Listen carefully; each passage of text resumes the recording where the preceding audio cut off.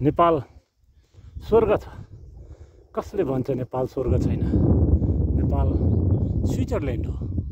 Nepal Switzerland भन्दा राम्रो प्राकृतिक सौन्दर्यताले भरिएको देश हो। नेपाल सुन्दर छ। आउनुहोस्, आनन्द लिनुहोस्। नेपाल नेपाल हो। नेपाल सुन्दर छ।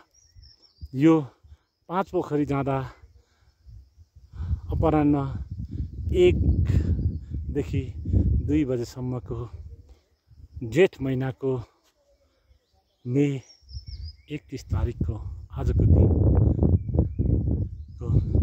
दिउँसो 2 बजेको सुवर्ण अवसर हो। हेर्नुहोस् त, नेपाललाई कसले भन्छ नराम्रो छ? आउनुहोस्, नेपाल भिजिट गरौँ। आउनुहोस्, हाम्रो देशको सौन्दर्यता चुमौँ। आउनुहोस्, हाम्रो देशको स्वच्छता अनुभव गरौँ। आउनुहोस्, हाम्रो देशको देवत्व स्वीकार गरौँ।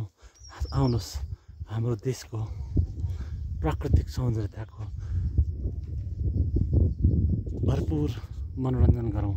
हेर्नुहोस् त, पहाडी पाखामा कति रमाइलो, सेतो बादल त्यत्तिकै रमाइलो, त्यस पछाडिको निलो आकाश त्यत्तिकै रमाइलो, चट्टानमा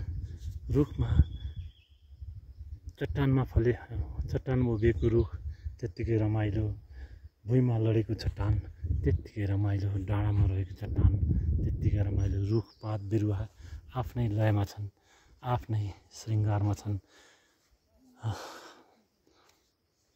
कलाकारले यतिको दृश्य कहाँ बनाउन सक्छ र प्रकृतिले त्यस्तो दृश्य बनेको छ।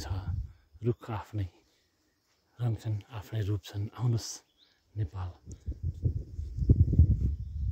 हिँडौँ, नेपाललाई चुमौँ, नेपाललाई खामौँ, नेपाललाई बुझौँ, नेपाललाई हेरौँ।